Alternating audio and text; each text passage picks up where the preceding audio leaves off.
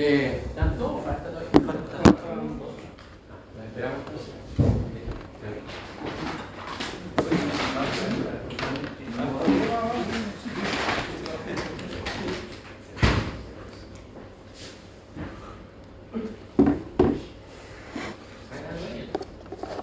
Vamos a ver.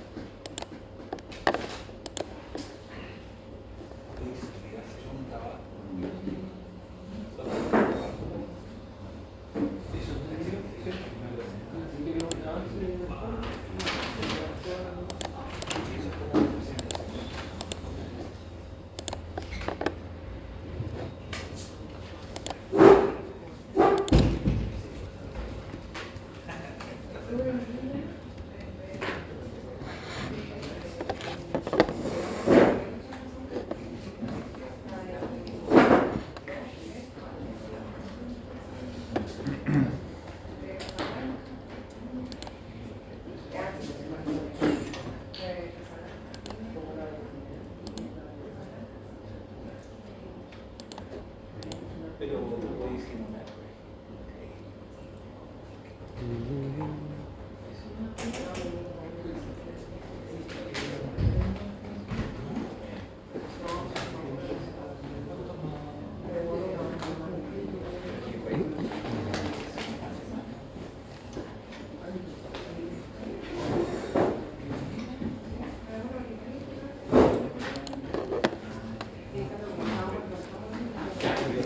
¿Falta nadie? ¿Vamos todos? Sí, ya. Entonces, mira, ¿cómo vamos? Vamos a seguir con una parte teórica que es fundamental para poder echar después al tema más ya práctico. Y en el último módulo vamos a trabajar en problemas reales en casos que lo van a empezar ustedes a formular, pero obviamente yo voy a ser el guía. Lo tienen en su correo, yo se lo mandé. Porque, ¿cuál va a ser la metodología? Para que no entendamos.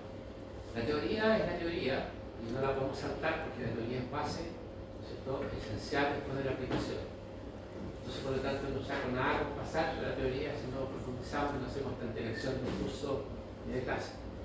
Pero después vamos a aplicar y vamos a mezclar las dos cosas. Pero vamos a desarrollar mucho en este caso, porque de manera que ustedes son seres humanos y los que están un poquito oxidados después de 3 semestres de la docente de proyectos tengan que verse obligados a meter las manos y varillar. De manera que vayamos haciendo, como dicen los gringos, los ingleses dicen learning by doing. Se tiene que aprender así. Ok. Entonces, mira, ahora, ¿qué vamos a hablar? Vamos a hablar rápidamente del tema sobre el plan de negocio. Y voy a comentar algunas cosas. A ver, siempre se habla del plan de negocio, el plan de negocio, vamos a tratar de entender si es un plan de negocio. Siempre se nos van a pedir, sobre todo cuando tratan de hablar plata, nos van a pedir lo que es un plan de negocio. Una cosa es importante, que siempre digo a la gente, y una cosa esencial, que parece que no lo inventé esto, yo esto lo tomé de McKinsey, son contratos mundiales de gestión. A ver, es un buen negocio, no es lo mismo que un plan de negocio, hay que tenerlo claro. Plan de negocio es una cosa que formula, ¿cierto?, un proyecto que analiza completamente un problema y trata de llevarlo a la práctica, ojalá implementado. Ve la fuente de financiamiento, ve los factores estratégicos, los temas de escribir recursos. Que no es lo mismo que hacer un buen negocio, porque podría ser un buen plan de negocio, pero podría ser un mal negocio, o negocio operativo, o al revés. Podría ser un muy buen negocio, está formulado mal el plan de negocio, por lo tanto no debemos conseguir la plata, que el negocio sea muy fuerte. Ahora, ¿cuáles son las cosas que en definitiva uno tiene que tratar de sintetizar en el plan de negocio? Ustedes lo tienen presente para que le va a tocar hacer un recurso para el profesor por medio. A ver, hay unos objetivos, ¿ya?, que son fundamentales. Uno de ellos, ¿no es cierto?, es estructurar el negocio. Hay que ver, por ejemplo, si yo decidiera alguno de ustedes decir, ¿sabes qué? Voy a realizar un modelo de negocio donde se coloque batería en las centrales que están a punto de colapsar, y voy a inventar un modelo de negocio en el cual aparece un inversionista que provee la panadería, que tiene financiamiento externo o busca socios en Chile, es un problema real, no un problema ordinario, y que tiene tecnología china, y va a ir y le va a decir a un banco que está en el cuello, ¿ya? Y que probablemente está siquiera sirviendo la deuda de los bancos con intereses, y le va a proponer un negocio. Y le va a transformar un negocio que de lo contrario colapsa y se muere, en un negocio viable, que mejora el factor de planta, el vertimiento es tremendo y va, entonces hay que estructurar. Hay que ver, ¿cierto? Después por lo que metemos los números, para sacar la herramienta financiera, que eso va a poner atractivo el negocio. Porque yo podría tener buena idea, podría ser bonito, pero después tengo que poner los números, porque ¿cómo lo ven? Lo otro importante es definir las misiones comunes para el grupo de trabajo, ¿cierto? Porque se supone que aquí hay intelectual banquero, hay intelectual operaciones, hay intelectual financiero, etcétera, etcétera. Tengo que tener. Y algo muy importante que está en rojo es obtener el financiamiento. Porque yo podría tener una buena idea, podría tener un bonito plan de negocio, pero si no soy capaz de seducir a un inversionista, no tengo las lucas. Y finalmente, a lo mejor yo tengo que pedir un 20%, 10%, y el otro 90% tengo que financiarlo con deuda. Y la pregunta que tengo que hacerme es cómo lo hago para seducir ese 90%. Y claro, por eso es clave entender bien estos planes de negocio. Ahora, ¿cuáles son las cosas que debería cumplir un plan de negocio? Y ahí viene una cosa esencial que yo siempre digo a la gente, es la tarjeta de presentación. El plan de negocio tiene que ser capaz de ser claro, muy claro, o sea, el lenguaje tiene que ser muy bien formulado. La objetividad, porque si yo le pongo demasiado en mi cosecha y lo audito en tercero, como soy especialista, que mañana usted podría ser al revés. Usted lo podría contratar, a mí lo podría contratar en banco de inversiones. Por ejemplo, yo no tengo experiencia práctica. A mí me contrató el año 2021, no lo ocasión, me había despedido, dejado mi compañía, me contrató con un fondo de inversión que había hecho el mundo redondo. Me contrata Brookfield, ustedes miran en internet, es un fondo de inversión gigante, que maneja, creo, 2 o 3 veces el PIB de Chile. O sea, Chile tiene, no sé cuánto será el PIB de Chile, 200.000 millones de dólares, no sé cuánto será. 671. Está en los 671. El PIB de Chile. Sí, del 2021. Bueno, estos manejan 3 veces el PIB de Chile en inversiones. Recibo un llamado un día, y por eso les quiero contar experiencias prácticas, no teóricas. Recibo un llamado, los tengo en inglés, que me habla en inglés, y después me llama un chileno, una consultora chilena, y me dice, ¿sabes que te llamaron papá porque te queremos pelear al equipo? Y bueno, era para hacer nada más ni nada menos que el due diligence. El due diligence es el proceso de análisis que se hace con el de la compañía. Y es que la compañía me puede ir a trabajar. La manera de reestructurar No me compré. se me sale después. ¿Y cuál era el fondo de rol que yo cumplía? Ellos tenían modeladores financieros muy buenos, eran gringos, canadienses, Stanford, Oxford, o sea, muy gente muy capaz, pero no tenía experiencia financiera de energía. Entonces, claro, podía hacer un modelo financiero, pero no tenía que lo fundamental, no sé cuánto se tenía. Bueno, y ahí me tocó ser a mí en la lista para poder conversar con ella, que es cierto el análisis de la racionalidad. Bueno, y yo no lo oculto, porque fue la verdad. Una de las cosas, por ejemplo, que ellos no habían visto era que el tema regulatorio de AGESA, que es la empresa que había creado mucho cacho medio, por la nueva energía, y estaba en ese momento siendo investigado en la experiencia económica, cosa que salió el informe, y eso salió en la prensa y todo lado, y era súper importante porque una AGESA el negocio valía más o menos, porque había en Chile una renta que consideraba una provisión de valor. Entonces, después de tocar el tema de ustedes, si ustedes lo que hagan en el modelo financiero, les podría tocar ya hacer ese due por parte. Entonces, ustedes si no ven que el presentador de negocio no objetivo, no tiene consistencia, ustedes pueden decirse aquí por tal razón. Entonces, es muy importante. El 8, el lenguaje uniforme no técnico, breve. ¿Ya? Y esto es lo más importante. Entonces, lo que viene el plan de negocio en la tarjeta. ¿Ya? Que les permite a ustedes presentar el plan para los financieros. Y los inversionistas, normalmente, no sé si ustedes han hecho alguna vez un curso de innovación, ¿no? O han escuchado la palabra, el famoso elevator pitch. Sí. Bueno, el elevator pitch, yo hice un curso de un año entero aquí en Chile, de la Universidad de la Escuela de Negocios de Haas. Me lo pagaron, yo era una beca que daba Corfo y mi compañía me pagó una parte. El del profesor del Sol. No, una escuela de Museo Haas que hacían incluso aquí en Chile los gringos. Venían de la Universidad de Berkeley, Alan Shespo, que es un famoso libro de esa promoción muy bien. Venían a Chile, venían una vez al mes, nos botábamos en el fondo 10 días, 9 días, encerrados con ellos. Ya, y nos hacían, lo mismo que se en Berkeley, lo hacían en Chile, lo hacían en la Fundación Chile. Y era una beca de la Fundación Chile, o sea, una beca para hacer en Chile desarrollar capacidad, capital humano, para hacer su colega, que hay un tema de innovación. Y una de las cosas que decía él, siempre decía cuando tú lo presentabas, y porque te hacían trabajar mucho, tú te demorabas mucho, te decía, stop, show me the money. Era de este, show me the money, show me the money. Entonces, cuando uno era capaz de escuchar, además había información, él decía que se caía, mirar toda la verdad, porque decía que cuando había un proyecto, llega un evento pitch a Silicon Valley, muchas plantas de inversionistas buscando, los tipos tienen de repente 5 minutos, no más, porque hay 40 que han pedido el mismo appointment antes que tú, y van pasando, si acá están así, ya, ok, te convencen, no te convencen, se trata de cosas de esa característica, ser capaz de, independiente que yo vaya a detalle, que jueguen, se encuentran en eso, todo, tengo que ser capaz de manchar eso, eso es la presentación. Ahora, ¿quién busca a los inversionistas? Eso es como está lógico lo que puede decir que no tiene ninguna sorpresa. A ver, los inversionistas, ¿qué es lo que quieren? Un producto innovador, ¿cierto? Fundamental, eso es lo que nunca, un equipo de gestión competente. Y ustedes me van a entender al tiro que me refiero con esto.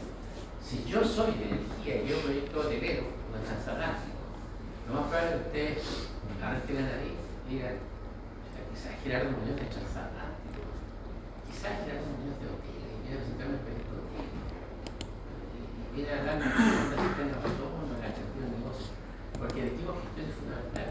Eso vale mucho la compañía, el capital humano, quien está echado. Lo otro importante, si hay una innovación, de qué manera se protege. Porque acuérdense que en estrategia, una cosa importante para poder calcular una renta especial es que yo sea capaz de proteger mi innovación. Los autores farmacéuticos son rentables porque protegen su innovación. Ahora, otro tema es que después se los abren por ley, lo obligan a dar el secreto, lo que sea. Pero hay un proceso en el cual esa innovación está protegida. Otra cosa es mirar el mercado, ¿cierto? ¿Ya? ¿Cómo se recupera la inversión? Ya entramos en la herramienta financiera, fundamental. ¿Ya? ¿Qué valor tiene para el cliente? ¿Cómo se cuantifica? ¿Ya? Algo muy importante que ustedes tienen que analizar, que lo van a ver también con el profesor Romeo, que es entender la competencia y los riesgos y oportunidades que hay. Para eso está el tema estratégico. Yo siempre le he dicho, y lo otro, el concepto efectivo para todos los consumidores. ¿Por qué es tan importante esto? Ustedes juntan, se logran, es más fácil. Ahí tenemos 3 más 4, 7, son 8 componentes. Si yo logro juntar esas 8 componentes y las hago bien, la posibilidad de diferenciación aumenta. Ahora, ¿qué es lo que es importante? Voy a recordar algo que conversamos en el percurso de la acción del proyecto. Si estamos muy cansados, ahí saben. Un elemento fundamental que, no sé si ustedes se acuerdan que les decía, que era esencial en la relación del proyecto, contar la estrategia con los números.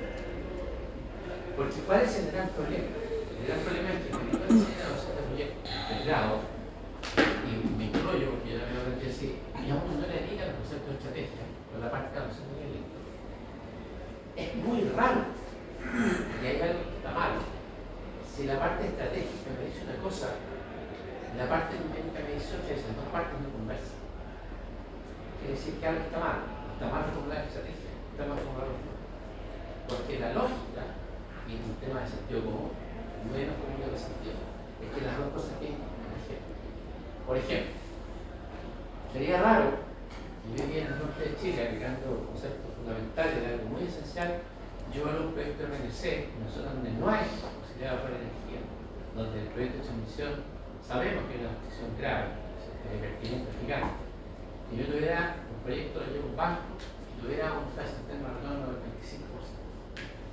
Dice, pero, a ver, ¿dónde está la estrategia? Quizá que con esta ley Excel, si aquí hay una cosa estratégica, una competencia que es gigante, no es como hacer la opción de energía. El crecimiento de día creo que es 300% más que el año 2021, en 2022, creo que es eso lo que escuchamos. Entonces, ¿dónde están los fundamentales? Distinto si yo llego a un proyecto, lo que pasa es que este proyecto de la solución básica no hago nada, esta es la solución con un proyecto. ¿Y por qué? Porque cambió la solución, ya la solución con un proyecto. Toda esta energía que hay vertimiento, yo la voy a recuperar, la voy a almacenar, voy a generar nueva energía, la voy a almacenar, voy a aprovechar los precios de la noche. Y me mueve el negocio X, que voy a presentar un proyecto distinto. Entonces ahí uno dice, sí, hay que conversar la estrategia con los números. Entonces es bien importante eso, porque mi adolescente de proyectos, y a uno no le enseñaron eso, ni tampoco me lo enseñaron, yo lo aprendí con la práctica, lo aprendí leyendo el profesor Persona, el profesor de la Católica, que la estrategia de la adolescente de proyectos tiene que conversar. Y si no cuadra, es porque algo está mal, o está mal formada la estrategia, está mal formada. Cuando hay divergencia, quiere decir que tengo que revisarlo todo. Entonces, es fundamental eso. Ahora, ¿cuáles son las cosas que tienen como componente un plan de negocio? Esta es una guía, ¿no? Exactamente igual. Yo siempre voy a ser capaz de hacer lo que somos un ejecutivo, ¿cierto? De manera que a través de estos pistos que lo lea en una o dos páginas pueda darse cuenta de que es una oportunidad. Después, bueno, escribo el producto, el equipo de gestión, muy importante. Obvio, el equipo de gestión, como decía recién, no es lo mismo. No es lo mismo cuando yo voy a ver plata un banco y los grupos empresariales lo saben muy bien, los que tienen estar vendiendo proyectos, que la pregunta que se los bancos, ¿quién está detrás? No se olviden eso, ¿quién está detrás de esto? Cuando yo les digo, mira, aquí detrás está un Marco Urrutia que lleva, no sé, 20 años en energía, que trabajaba en... ya. No, ¿sabes que estaba Felipe Urrutia también? Es distinto a que si yo le digo, ¿sabes qué? Detrás de esto está el Mago Valdivia. No por mirar el Mago Valdivia, sino que a lo mejor el Mago Valdivia puso las lucas, con la máquina de sí.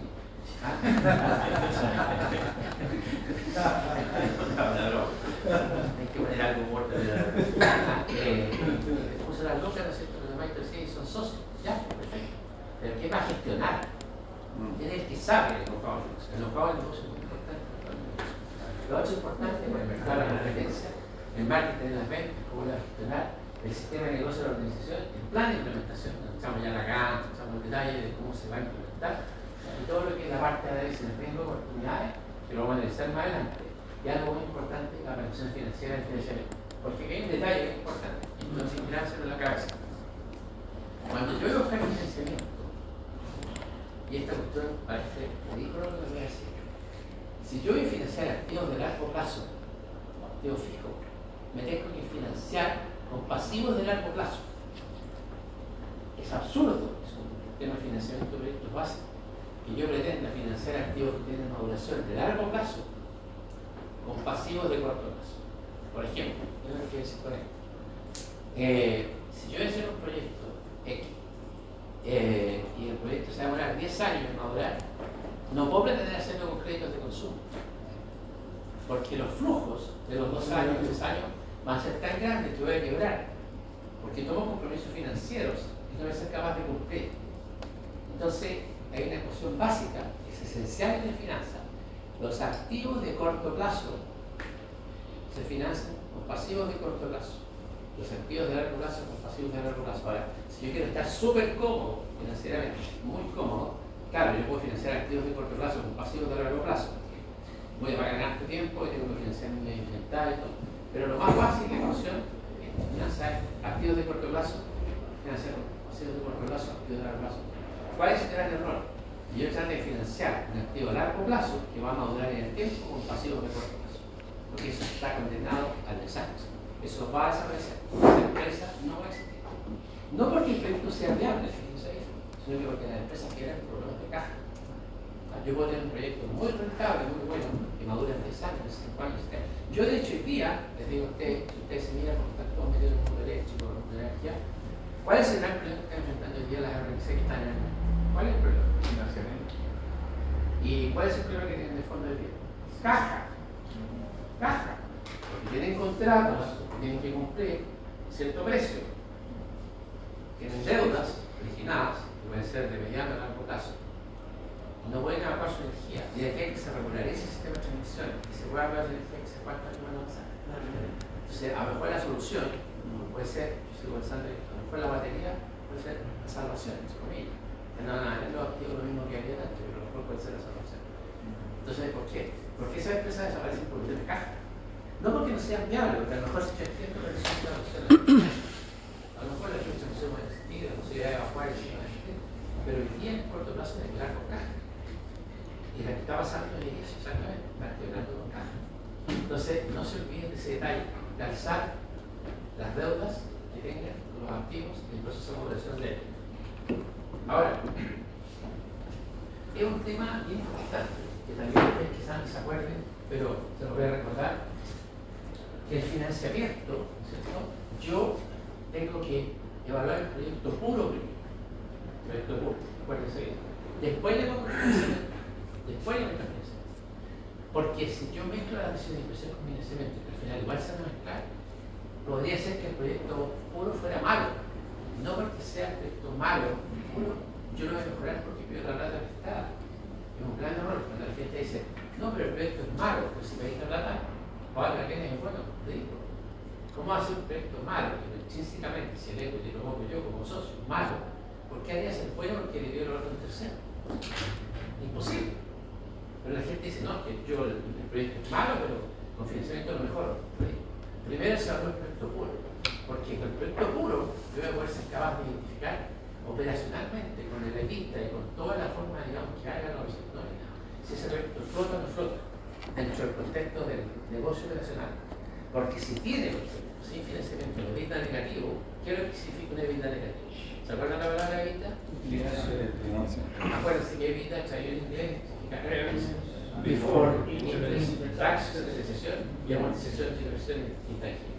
EBITDA.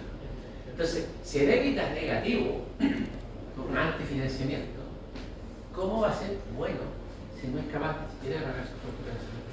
Entonces tengo que mirarlo desde el punto de vista público. Después veo cómo lo financio, después veo cómo lo mejoro. Y además, no se olviden que cuando yo le meto financiamiento, si el negocio tiene un riesgo operacional propio del negocio, cada negocio tiene un riesgo operacional. El hotel tiene un riesgo operacional. El negocio de electrodistribución tiene un riesgo operacional, porque el negocio de la transmisión tiene 8. El RNC, que sea de energía, la eólica tiene un tipo de riesgo operacional propio del factor de planta, el viento, la solar tiene el suyo, propio del factor de planta, propio de la ubicación, de la salud, no sé, de cosas técnicas, no sé, pero ¿qué? Ese es el riesgo operacional del negocio, que puede tener también por las cosas que tengo que operar. Pero si cuando le meto financiamiento, le adiciono el riesgo financiero. Porque cuando el dueño es todo, dueño. Si no va mal, espera. Pero cuando yo le meto el riesgo financiero y el banco me dice, le tengo que pagar, si yo no le pago, el banco se da activo, me queda como la casa, como yo compro un departamento. Si yo lo financio en capital propio, y a mí me va mal, sigo viviendo ahí. Pero si lo financio en puro préstamo y no tengo que pagar el dividendo, yo lo que pasa, el banco me dice, pásame el departamento. Si quieres que pásame lo mismo, yo lo voy a regalar. Si quiere algo, yo lo voy a regalar. Entonces, no se le olvide que el riesgo financiero, yo se lo agrego excelente al riesgo operativo. Entonces, eso hay que tenerlo súper claro. Ahora, para eso está el círculo que ya conocemos como el flujo de caja libre, que me imagino que ustedes se acuerdan cómo se hace el flujo de caja libre. Ahora, el rendimiento del pequeño proyectos de inversión está dado por los riesgos operativos del proyecto y la estructura de financiamiento, como yo les decía recién, se agrega al riesgo. Ahora, el riesgo operativo, acuérdense bien, ¿se acuerdan ustedes que yo cuando tengo un modelo de negocio, ¿se acuerdan bien el KPM? ¿Se acuerdan de el KPM? Sí. ¿Qué es lo que era el KPM? ¿Qué significa en inglés? Pricing model. Capital Assets Pricing Model, ¿cierto? Que traducción castellana es modelo de resultados. Yo con el KPM, yo puedo calcular el costo de capital con y sin deuda, porque está el famoso beta. Y el beta puede ser apalancado o desapalancado, con deuda o sin deuda. Vamos a recordar y sacar un poco el polvo a esos conceptos. Entonces, yo puedo calcular ¿ya? cuál es en definitiva, ¿ya? sin deuda y con deuda, cuál es en el fondo la tasa de descuento que tengo que meterle con deuda y sin deuda. Y en teoría, el tener la actividad básica, ¿cuál tasa debe ser mayor, con deuda o sin deuda? Sin deuda. Sin deuda menor, porque tiene menos riesgo, con deuda mayor. O sea, la ecuación de los pero lo vamos a analizar más. Entonces, distinguir riesgo operativo del negocio del riesgo financiero. Y con deuda también por el beneficio tributario que pueda tener la deuda dentro del proyecto. Lo que pasa es que hay que acordarse un detalle. El beneficio tributario de la deuda es como si te permite mejorar la rentabilidad del proyecto, porque una parte, ¿cierto?, te la está regalando, te la está subsidiando. Tú tienes en el fondo que colocar menos inversión propia, o sea, por lo tanto tu rentabilidad sobre el capital, si te va bien en el negocio, aumenta. Porque recuerda que tú la rentabilidad se me hizo lo que ganaste partido con lo que invertiste. Si invertiste menos y ganaste alto, te mejora la rentabilidad porque tú haces el porcentaje. Pero sin duda, eso cuando te va bien. Pero cuando te va mal y tienes un problema en el fondo financiero, el problema financiero es que el socio que te prestó la plata te la exige. Porque tú tomaste un riesgo al obligarte a pagar la. Por ejemplo, si tú dices un banco, présteme, no sé, $20 millones por un precio RNC, pagar en 10 años. Tú te obligaste a pagar $1 millón más interés. Tú vas a firmar documentos, vas a firmar contrato y todo. Y si tú no le pagas, el banco puede tener la aceleración de la deuda. Dice, no me pagó el segundo cuota, acelera la deuda. Acelerar la deuda significa que te puede durar $10 millones. Y tú al final no hay que pagar. El banco te dice, ¿sabes qué más? Te lo dejas por contrato. ¿Sabes qué? Te va a salir a este proyecto. Toma el control del proyecto. Cosa que lo hace. Y el banco dice, yo lo siento. Es que yo puse aquí, no sé, de estos $10 millones, le he puesto $1 millón. La compañía no para eso. Por lo tanto, ahora, mira, hace poco me tocó ir a mí un caso real. Me dice, un amigo me dice, oye, ¿sabes que están vendiendo una central en el norte? No sé si se contesta. De X mega, de guardar el nombre completo ahí, no lo veo. Y mira, la quieren vender en plan. Entonces, yo no soy experto obviamente en inversión de renovables, pero sí sé, ¿no? Entonces le digo yo, ay, pero ¿qué es lo que quieren? No, lo que pasa es que ellos quieren vender, está complicado todo lo que está pasando. Entonces, mira, es que yo invertí $60 millones. ¿De cuánto mega? X mega. Salía una cosa, $8.000 de kilo. Sí, solamente. Entonces, yo digo, si ese día, nadie mucho de ese caso, o sea, le da el precio hasta por debajo. Sí, pero lo que pasa es que ellos quieren recuperar parte de la plata y quieren el flujo. A ver, pásame el flujo. La deuda que tenían, X millones de dólares, la pura parte de intereses, lo calculé, generaba $3 millones anuales. $3 millones de dólares. La deuda e intereses, capital. Miré la estructura de deuda. Y además después le dije, a ella, veamos, salimos a ver el equipo. Me gustaría ver. ¿Sabes cuánto es la quinta anual? Suerte, $200.000. ¿Cuánto? $200.000. La pura deuda, servicio de interés era el $6 millones. Yo le dije, ¿cuál fue la conclusión? Que yo le dije a este economista, no es experto en energía, yo me pregunté a mí, pero, ¿a qué sé? Que te pagaron $60 millones una central que pedía la hacen por un tercio del valor. Debe esta cantidad, tiene este interés de pagar. Tiene que entrar a la compañía $800 millones al año. O sea, ¿quién te va a pagar por eso? Nadie. Nadie. Y además dije yo, imagínate, que valor presente, los activos no valen por los activos, valen por el valor presente, los flujos no son capaces de generar. Entonces, matemáticas simples. $800.000, multiplicado por $5,5 millones, si le metís tasa de cuánto le cae $1 millón. Con suerte le ganan eso. Por lo tanto, aquí al banco, como te digo, hay economistas, ¿no?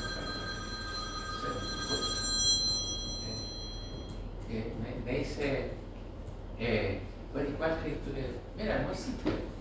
Mira a tu cliente, que con suerte le van a dar a él el vuelto. ¿Sí? Con suerte. Y si logra vender en $1 millón, que se ve una piedra en el pecho, es que no va a poder, porque entonces el banco va a tener que hacer el write-off. No es que el write-off en términos financieros se refiere a borrar. Va a tener que hacer la venta. No tiene otra alternativa. Así que eran extranjeros, que no te dan lo que no existe. Los $60 millones lo van a tener que perder ellos, lo van a perder el banco, el equity, lo que hayan financiado. Entonces al final, ¿qué es lo que les quiero decir esto? Es que es fundamental entender lo fundamental del negocio. Es ser capaz de ver esta cuestión que tenía, bueno, no sé qué antes que terminó, pero imagínense que ellos querían salir al mercado a recuperar parte de la industria que hay. ¿Quién le va a dar $10 millones? Nadie. Nadie se lo va a pagar. Deben haber muchas habilidades.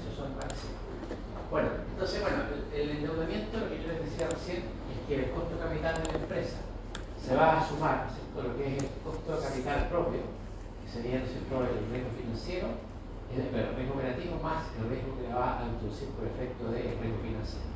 Ahora, aquí no me quiero detener un poco. Lo único que les puedo decir es que, lo tienen ahí grabado, lo único que les puedo decir es que la probabilidad de insolvencia, y esto es como súper obvio, nos pasa a las personas también, aumenta con el nivel de endeudamiento de la empresa. Esto es lo mismo que las personas, ¿cierto? Yo hoy día, cuando estoy con trabajo, yo voy al banco, pido plata prestada, etc. Cuando todo va bien, no hay ningún problema. Porque yo una vida cómoda, si Dios quiere, me compro un departamento, una casita, voy de vacaciones, me compro una casa en la playa, me cambio el auto y todo. Cuando tengo mega. Entonces yo, mientras eso está en marcha, estoy fantástico. ¿Dónde viene el problema del endeudamiento? Que tiene que ver con el digo yo, la problema de insolvencia. Cuando yo pierdo la renta, estoy súper apalancado en el cuadro financiero y tengo una relación equity-deuda del 90% de deuda y a lo mejor 10% de activos míos. Y una de las cosas que yo siempre digo a la gente, esto gracias a la hay que ser capaz de distinguir, y distíngalo, la diferencia que existe entre tener activos y tener patrimonio. ¿Quién me quiere explicar esa diferencia? La diferencia entre activo y patrimonio. A ver, levanten la mano los que entiendan el concepto de la diferencia entre tener activo y patrimonio. El patrimonio es plata y el activo es algo que eventualmente te genera plata. A ver, mucho más. El patrimonio es como capital inmovilizado. El activo es algo que yo puedo mover o hacer lo que sea. ¿Ya? No está correcto. Gracias. Se me ocurre que el patrimonio depende de qué tan líquidos son mis activos. Como que yo puedo acceder a ese dinero de manera fácil o no. Y los activos hay incertidumbre en cuanto a su valor. Voy a tirar el agua y voy a poner el ejemplo de una casa. Si la casa ya la pagué y es mía, es un patrimonio. Si la estoy pagando, El activo tiene la capacidad de generar dinero, mientras que el patrimonio es débil. Hay una ecuación fundamental de los balances. Que la voy a poner aquí y se la olvide mucho más. Miren, el activo Pasivo para patrimonio. en el balance, en un balance, el activo, vamos a mirar un balance, es igual al pasivo más el patrimonio o el equity.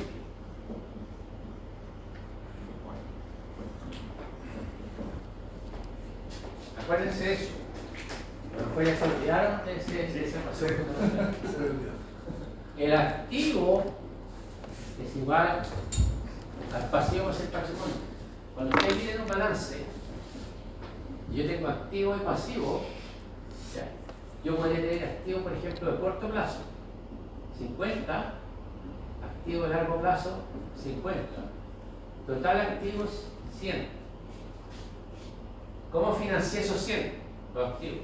Yo podría tener 50 de pasivos de largo plazo más pasivos de corto plazo y podría tener equity o patrimonio 50.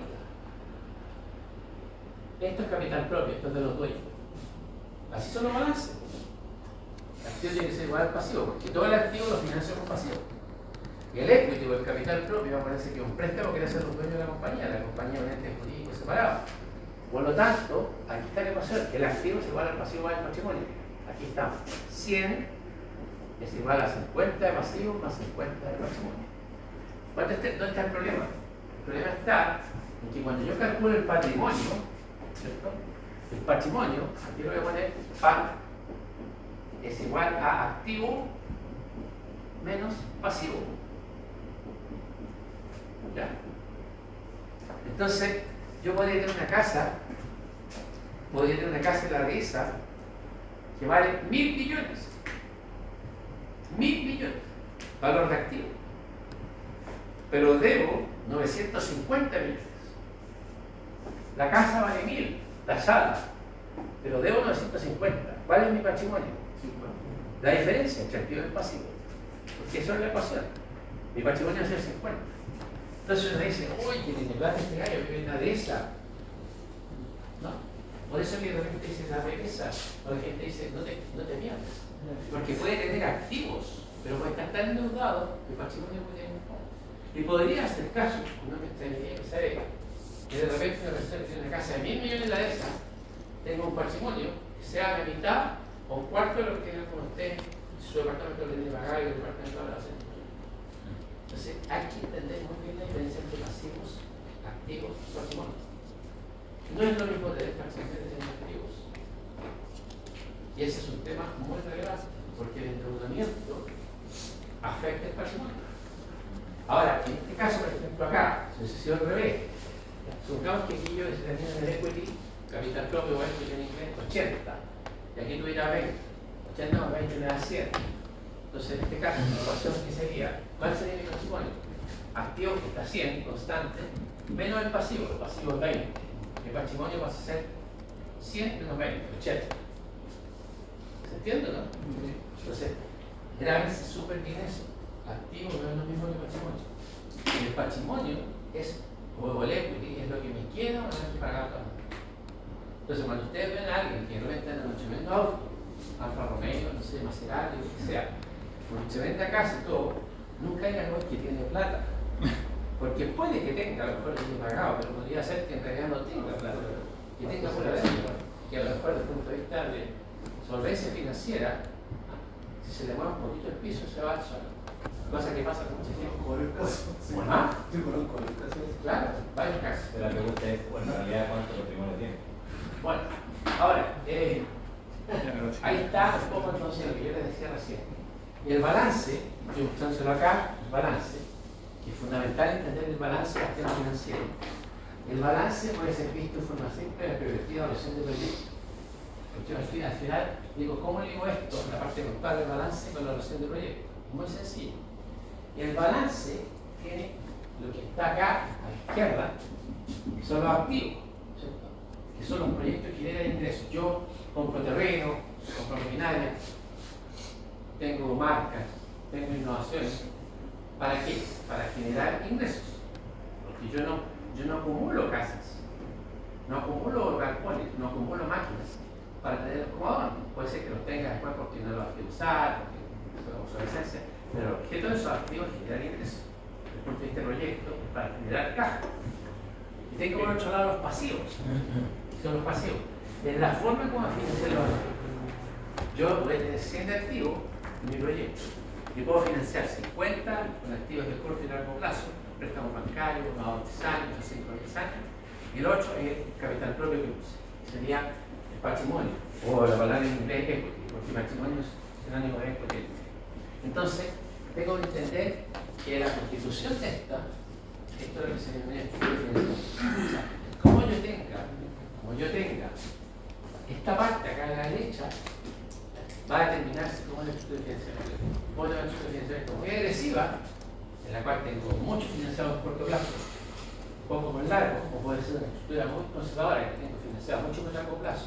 Y si me pasa algo, si me mueve el negocio, cambia las condiciones, no estoy urgido porque no tengo un tema de caja. Porque lo que tengo que en la caja, como les digo, puedo tener que dar por caja muchas veces. Entonces, la proporción que existe entre el patrimonio y la deuda, o sea, este lado de acá, ¿ya? Es lo que se denomina leverage. O sea, cuando uno dice la palabra leverage, que en inglés significa apalancamiento, cuando yo digo leverage, lo que estoy diciendo es qué nivel de relación existe entre el patrimonio y el nivel de deuda que debe tercero. Si en 100, a ver, responden ustedes, si yo en 100 tengo 20 financiado con patrimonio y 80 con deuda, ¿cómo es mi leverage? ¿Bajo o alto? Alto. Alto. Tengo un alto leverage, que debo mucha plata. Al revés, si la deuda es pasivo es 20 y mi equity es 80, ¿cómo es mi leverage? Bajo. Bajo. Porque el leverage se mide con la relación deuda-patrimonio. ¿Cuánto tengo financiado la deuda del total? Con patrimonio, ¿cuánto tengo total? Cuando yo tengo más alto leverage, significa que tengo más endeudamiento. Y si tengo más alto leverage, tengo más riesgo. Esto no significa que no sea bueno tomar deuda, esto no significa, como recién explicaba José Rodríguez, que hay un beneficio tributario, que es bueno tener deuda, pero cuando el proyecto es bueno permite que se seguridad del flujo y la certeza de alguna manera pueda poder recuperar. Porque si no, lo que le metí fuera recuperativo, le metí mucho menos riesgo financiero. Y me voy a quedar en buen chileno sin pan ni caso. Porque finalmente lo que me va a pasar es que si la cosa tambalea, el flujo cae, yo voy a perder la parte que yo puse, más toda la parte que me gustaron, que me la van a quitar. Profesor, Sí. lo que pasa es que una vez le pregunté al profesor Marco Falcone, ¿puede ser? ¿Quién? Marco Falcone, no sé si sé que estoy bien con el apellido, con el nombre no sé, pero trabajaba en Engie evaluando proyectos. ¿Ya?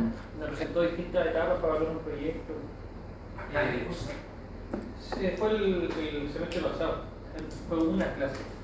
Y yo le preguntaba, ¿de qué sirve estimar una estructura de financiamiento si yo entiendo y sé que las empresas tienen su política de financiamiento?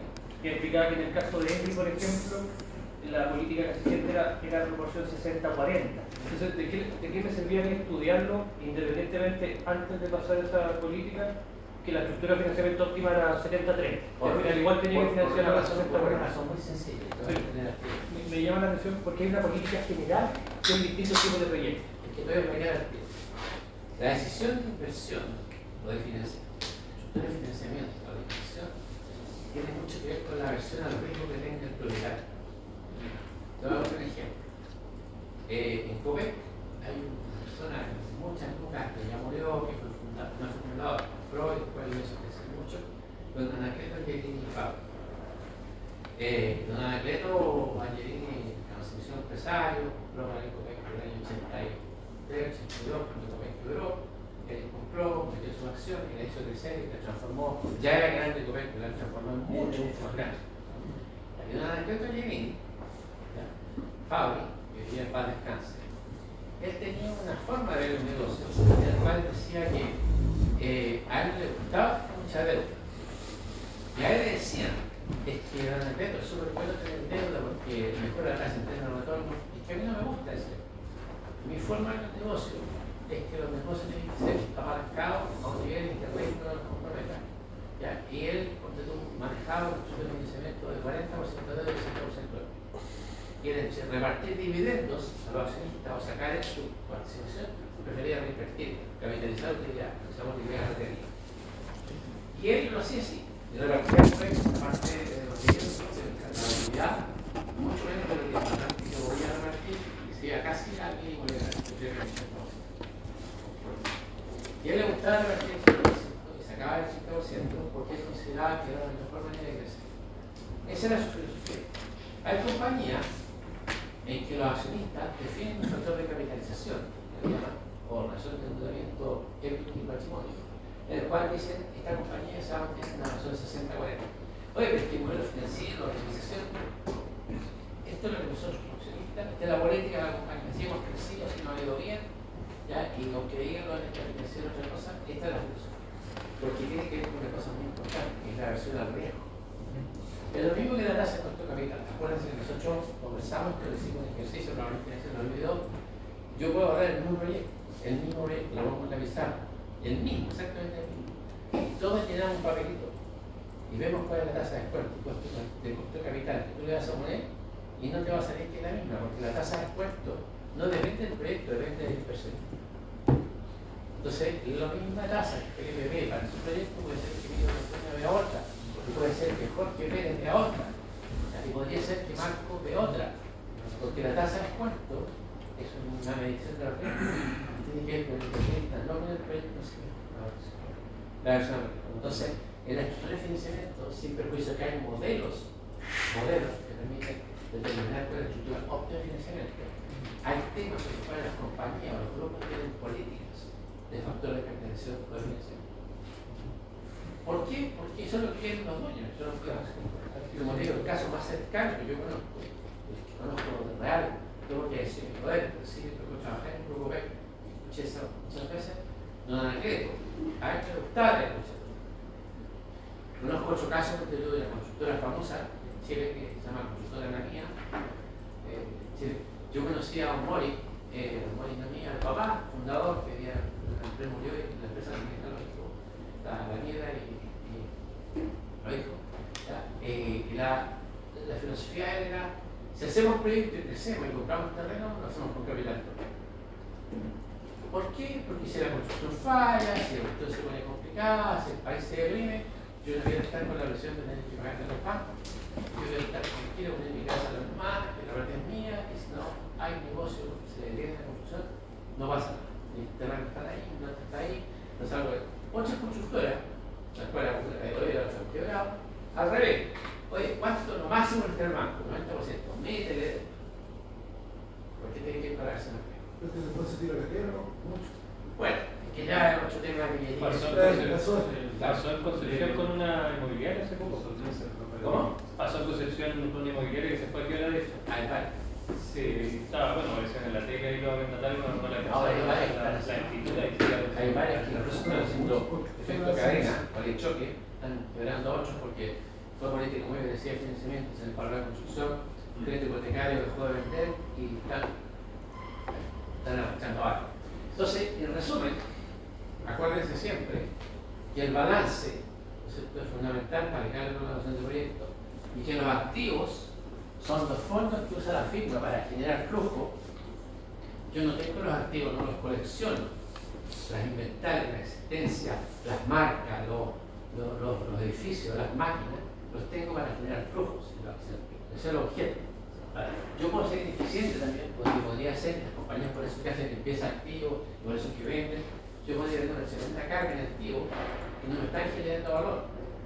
Y a lo mejor me conviene licuarlo, transformarlo en caja, prepagar deudas. Porque podría ser que yo me tengo, no sé, 3.000 millones de los activos, de los cuales productivos solamente tengo 1.000, de los otros 2.000 están por uno, pero estoy financiándome. ¿Por qué? Porque acuérdense que en el balance, el activo, acuérdense siempre, lo financio con deuda. La deuda puede ser de tercero o puede ser con el capital propio. Entonces yo de repente puedo llegar y decir, ¿sabes qué más? Tengo todos estos activos movilizados que me generan un valor, son puro cacho, voy a vender esos activos, voy a bajar la deuda, voy a checar la deuda con tercero y por lo tanto voy a bajar mi deuda. Ok, entonces métase en la cabeza ese bonito. ¿Ya? Y aquí está lo que estoy diciendo yo. El activo es igual al pasivo más el patrimonio. ¿Se fijan? El pasivo está en amarillo y el patrimonio está en verde. ¿Se entiende? Ya, ok. Entonces, sigamos. Hasta aquí vamos bien, ¿cierto?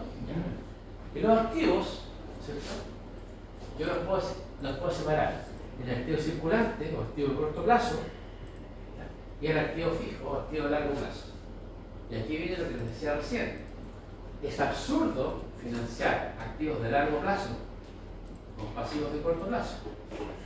Por una razón muy sencilla, porque ustedes van a comprar un departamento, van a comprar, no sé, una propiedad en la playa y lo financian con un crédito de consumo. Lo más probable es que no van a poder pagarlo, porque 20 o 80 millones le van a dar a los propios gigantes. Y les va a pasar lo más de todo. Si ustedes pusieron el 20% de seguridad, la propiedad del 20%, porque vamos a la van a quitar y no van a ser capaces.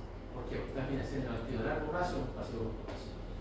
Es como transpira, o sea, no transpira como que actualmente los bancos están como ofreciendo, se pagan el bien en 24 cuotas con la tarjeta.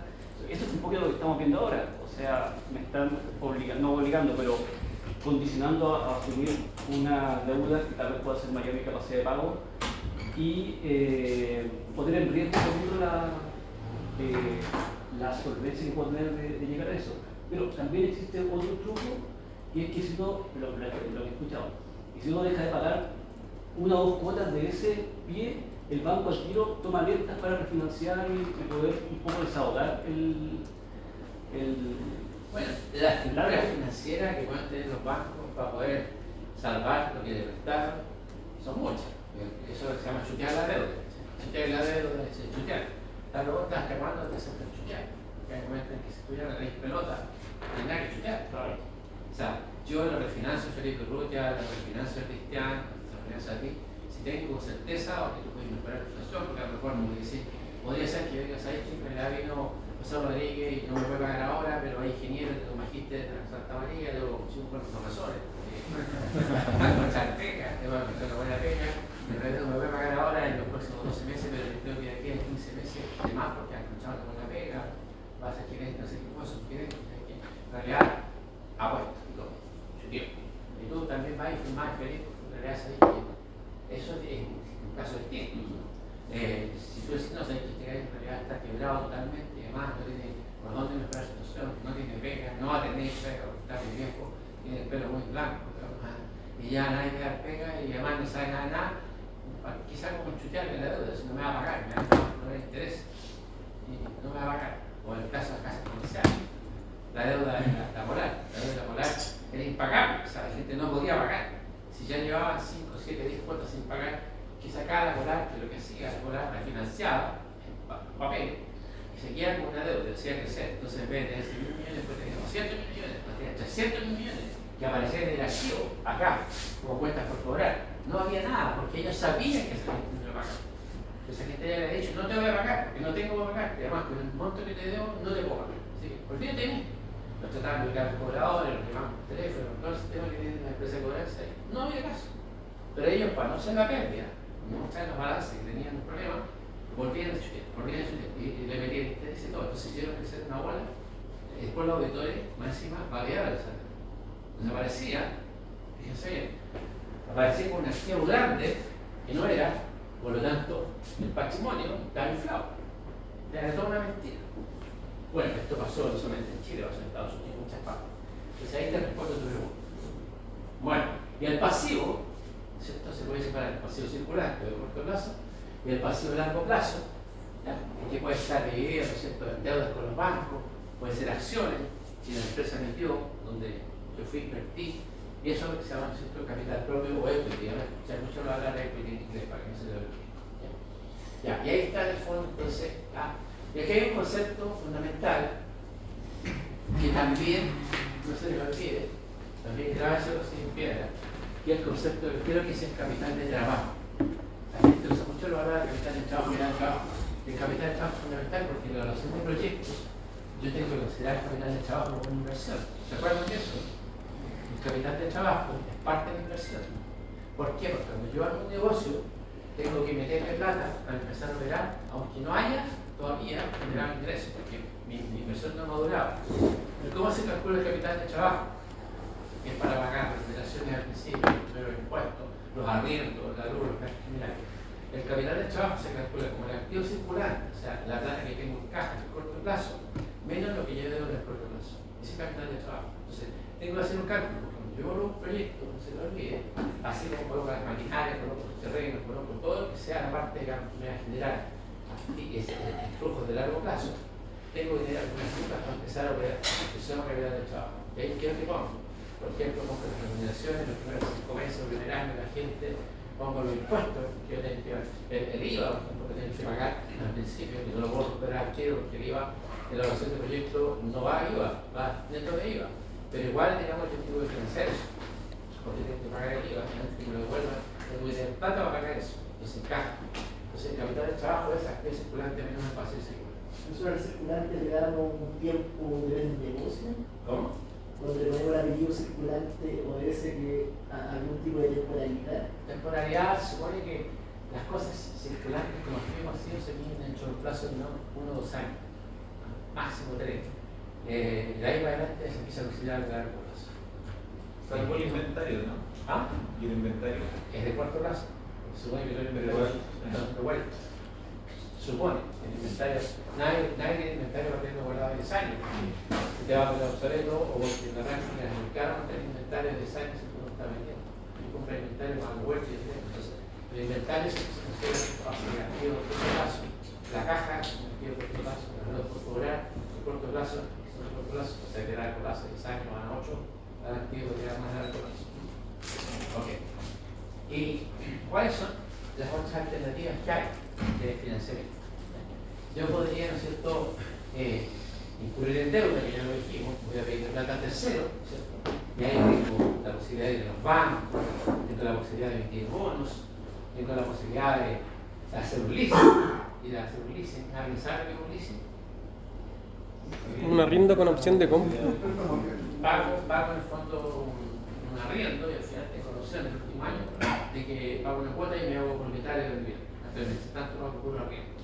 Dice, puedo también ir a los famosos venture capitals, que son inversionistas que realmente están dispuestos a perder conmigo, me cobran más caro que un banco, pero están dispuestos a obtener una cantidad de actividades que hacen que parte del negocio se me va bien, O tengo la alternativa, que normalmente a veces pasa, y que está mejor cuando es muy conservador, que emito acciones, y por lo tanto en ese caso ya puedo emitir distintos tipos de acciones, acciones preferentes, acciones binarias, muchas fórmulas, digamos, de este tipo de acciones. En ambos casos, ¿ya? ¿No es cierto?, tengo que evaluar qué es lo que me conviene hacer. Ahora, muchos inversionistas, como digo, son muy conservadores, las utilidades intentan repartirlas, las reinvierten. Eso se llama reinversión de utilidades retenidas. Y como les digo, hay empresarios, por ejemplo aquí otro empresario que es muy conservador, que también es muy conocido, don Andrónico Lucic, que armó el grupo Lucic. Don Andrónico, que ya está muerto, Andrónico papá, igual que Andrónico Levin, era conservador. A él le gustaba crecer, pero le gustaba crecer con capital propio, no con deuda. Sin embargo, hay otro empresario que antes era así, muy conservador, era puro capital propio, y de repente metió asesor, director financiero, transformó su negocio y lo hizo crecer alto, que Jürgen Pollmann, de Cencosud. Por ejemplo, Jürgen Pollmann hace 20 años atrás era mucho más chico que ahora. Horst Pollmann, no Jürgen Pollmann. Jürgen era el hermano, porque trabajaba en empresas Sky, Carriza. Y Horst Pollmann tenía una filosofía, en una época, de financiarse con el propio, de ser que lo quería retener y todo, y tenía un número determinado de locales Jumbo, etc. Tenía un negocio de cierta magnitud. En un momento determinado, contrata asesores, gente se da cuenta y dice, bueno, en realidad hay muchos negocios que crecer en América Latina, tengo una marca poderosa, tengo un know-how, y se asesoró y decidió incluir en el mercado en deuda. Y fue. Empezó a pedir plata y empezó a crecer. Compró Colombia, compró Argentina, en Chile, creció cualquier cantidad. Hoy día tiene Cencosud una tremenda deuda, bastante grande. Tiene un riesgo financiero mucho mayor que tenía hace más de 20 años atrás. Bueno, cambió la filosofía financiera. Pero no fue ni malo, sino que depende de las circunstancias. Por ejemplo, si Cencosud tiene un problema grave, a lo mejor también puede incurrir en default y dejar de pagar. Podría ser que el propio propietario pierda sus acciones y las tire en prenda. Eso es algo que yo no sé, pero podría ocurrir. Y a lo mejor cambió su filosofía, crecía con lo que tenía, pero dijo que tenía mucho crecimiento, mejor voy al mercado, voy a emitir algunas acciones, pero voy a pedir plata.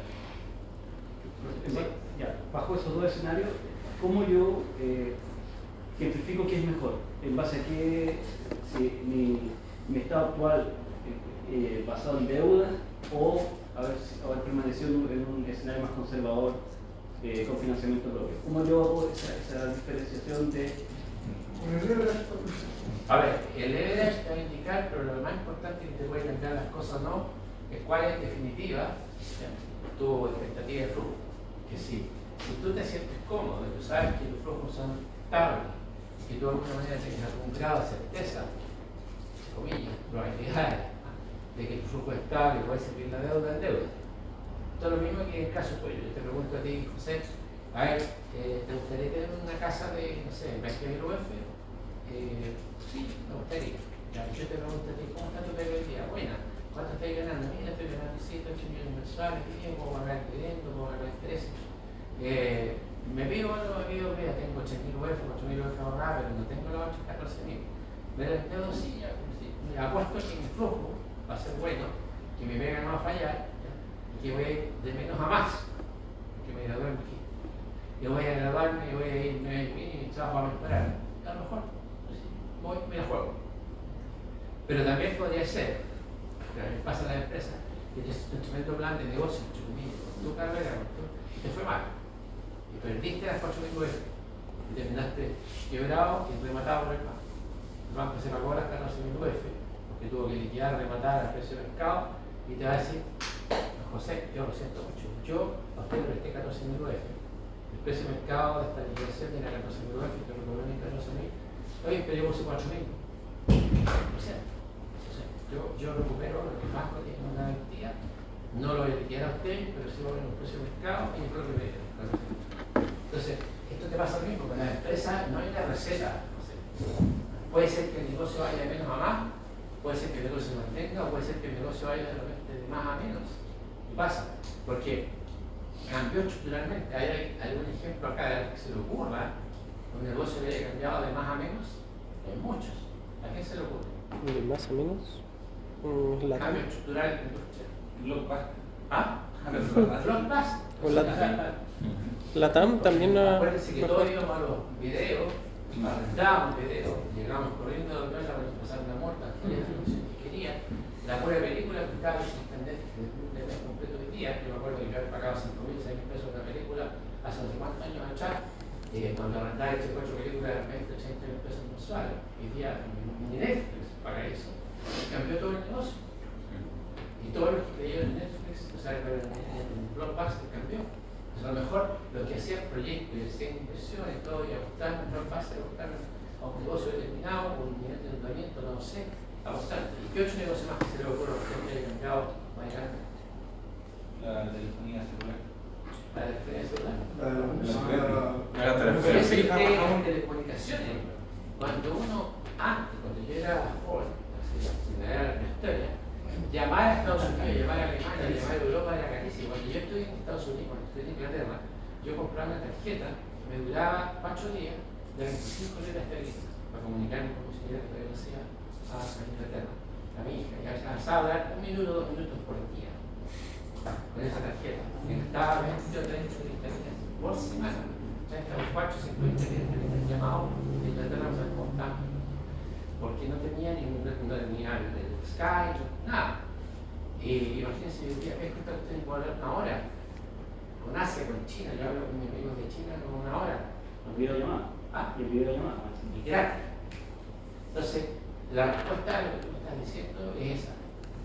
No te puedo dar una receta, porque si te doy una receta, después podría ver con mentiroso, que hace 60 años con charlatán. No, la verdad es que va a vender mucho de operaciones médicas, va a vender mucho de y también los cambios tecnológicos, cambios tecnológicos que pueden ser radicalmente el negocio. Hay muchos negocios que han sido financiados de una manera y que hoy día los inversionistas simplemente, yo le pregunto, BlackBerry, fuera. El Blu-ray también. Fue una tecnología que empezó a actuar. El Blu-ray. Sí, Blu-ray. Ok, entonces, ahora, algunas cosas ya que en el fondo recorran, porque no quiero entrar en detalle en esto, ¿ya? Las preguntas relevantes que tienen que ver un poco con lo que dice José, algunas preguntas relevantes porque hay muchas. ¿Cuál es la mejor estructura de capital de largo plazo? ¿Cómo financio el capital de trabajo? Para eso está el basón financiero. ¿Qué tipo de leverage quiero tener? ¿Cuál deuda de capital? ¿Función del negocio? ¿Ya? ¿La invierto utilidad o prefiero pagar dividendos? Son preguntas que hay que hacerse. Otras preguntas. ¿En qué voy a endeudarme? ¿En pesos, en dólares, en euros? ¿Cómo calzo los activos con los pasivos? Porque si mis activos están en pesos, tomo pura deuda en dólares, puedo quedar descuadrado. Porque yo tengo en el fondo, ¿no es cierto?, que pagar dólares, que se dispara el dólar, y mis ingresos están todos en pesos porque dice que no estoy cansado. O esa pregunta real. ¿Me conviene endeudarme en Chile o me conviene endeudarme afuera? A veces en Chile puede ser más caro y afuera hay fondos de inversión que prestan la plata más barata. Pregunta financiera. Que no tienen por qué responder a ustedes, para eso están los asesores. Después, ¿me conviene deuda cara o me conviene emitir acciones? Otra pregunta. Porque hay algunos que dicen, no, yo no quiero ser inversionista, yo no quiero nuevos dueños, yo quiero seguir siendo el controlador de la compañía, yo quiero tomar decisiones y yo quiero mandar. Y por lo tanto no voy a abrir la compañía, no voy a emitir acciones. ¿Por qué? Porque emitir acciones hay que empezar a compartir la propiedad. Empieza un tipo que empieza a preguntar qué está diciendo con mi plata, y yo no quiero tener ese problema. ¿Sabes qué? Mejor voy a pedir al socio más barato que el socio banco, aunque tenga más riesgo que meter en un proceso. Y son filosofías, son formas de ver el negocio. Hay empresarios que de repente dicen, ¿sabes que este negocio es familiar? Llevamos 60 años en este negocio, no ha ido bien. Estamos creciendo, necesitamos capital. Pucha, de repente le dicen, oye, pero invierte, y sabes que invierte, anda a preguntar a la gente, hay muchos interesados. Y la respuesta que te haga no me interesa. Yo tengo el 99,9%, el 1% dice, o el 0,1% lo tiene mi señora, lo tiene mi hija, y no quiero darle cuenta a nadie, no quiero prestar explicaciones, dar resultados por directorio, no. Prefiero, voy al banco y le quiero hablar. Oye, pero es que es más riesgoso. Claro, yo no quiero meter un dueño. ¿Por qué? Porque estoy contento, estoy cómodo. Cambio 8 dicen, ¿sabes qué? Me da lo mismo. El negocio, o dicen, ¿sabes qué? Voy a meter accionista, pero solamente del 50 más a 1. O sea, yo tengo el 51, el 60, tengo el control, y de ahí, entonces, aunque venga 8, me quiere golpear la mesa, digo, viejo, tengo el 52%, por lo tanto, yo mando. Por lo tanto, te invito aquí, pero te invito a minoría. También pasa. Bueno, y lo 8 que es el elemento, lo que yo decía, que haya causas de activos y pasivos. Son todas preguntas que se pueden hacer, esto está escrito, no quiero que se tomen de memoria, pero dado que es un curso de financiamiento, quiero que tengan claridad. Y acá, una cosa súper importante, volviendo al balance, viene el balance de nuevo, aquí está el activo, aquí está el pasivo, viene este monto. En amarillo están los créditos, la plata que me prestaron, que puede ser de corto o de largo plazo. Y en verde está el fondo de los accionistas o de los socios, lo que se llama EPI. Con estas dos platas, con estas dos flechitas verdes, ¿ya? Con estas dos flechas rojas, como yo voy a financiar el activo con deuda de tercero, capital propio, eso es lo que se llama el flujo de los activos. Por eso se habla flujo de los activos, porque los activos valen por la capacidad de el flujo que tengan. Acuérdense siempre de eso. Yo no saco nada de tener el activo ahí en la balanza, en el computador y todo, ¿ya? Si finalmente, ¿ya? Con ese activo, yo no estoy generando ningún otro que genere ingreso. Puede ser que sea un cacho con ese activo. A lo mejor tengo un tremendo terreno, pero ese terreno se está valorizando, no estoy compraría.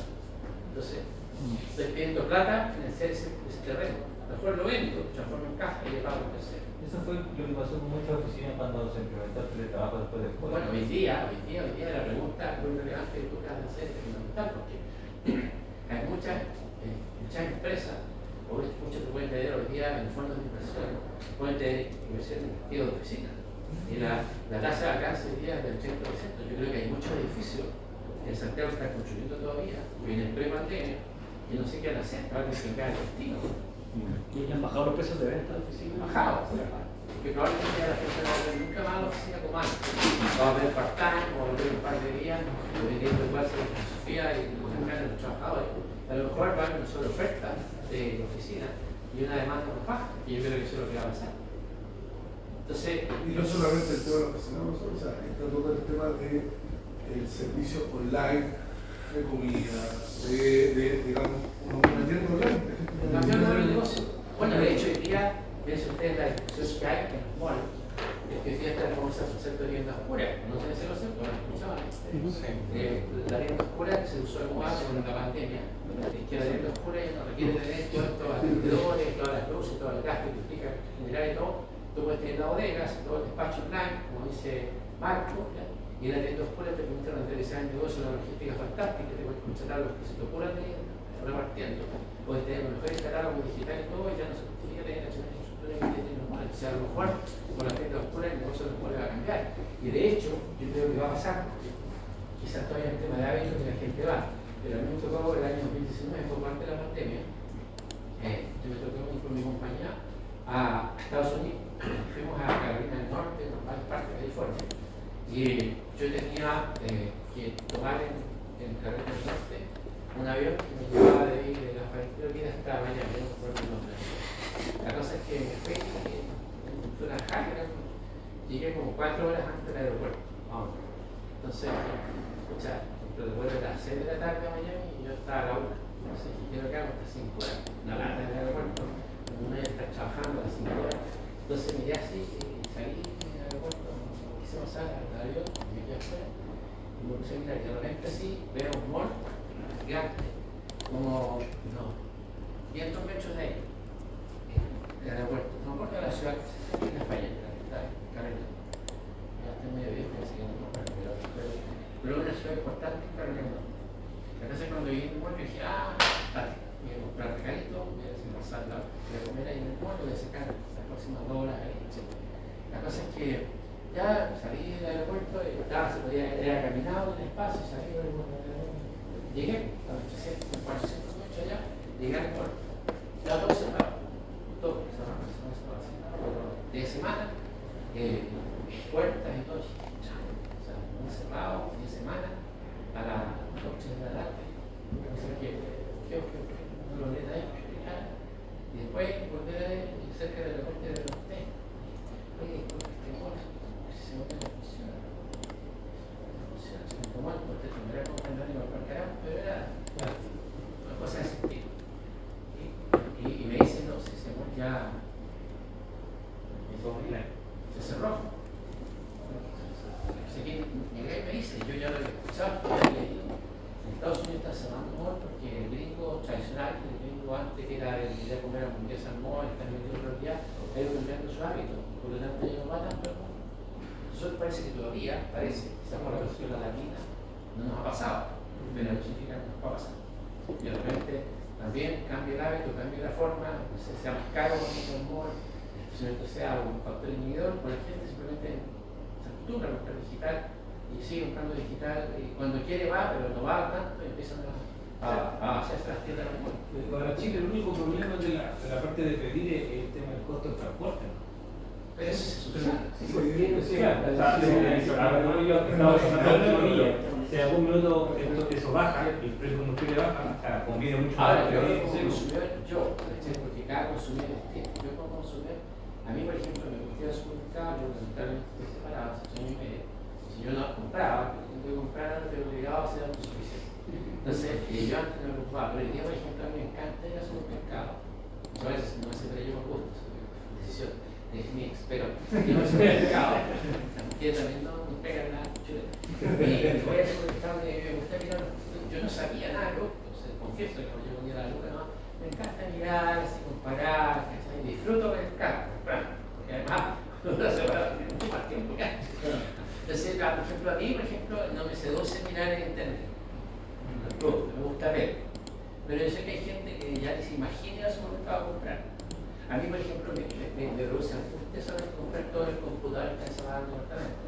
Entonces, a mí me gusta ir mirar las tiendas y mirar a la gente con el tema gregario. Así como también a mí, yo tengo mi oficina en la casa, tengo todo el computador, tengo todo, pero igual me gusta ir a trabajar en la oficina. Entonces yo realmente me inverso. Voy al World Café de Santander, o voy directamente a alguna oficina de amigos, le digo si voy para allá un rato, porque yo soy una persona por mi naturaleza y me gusta eso.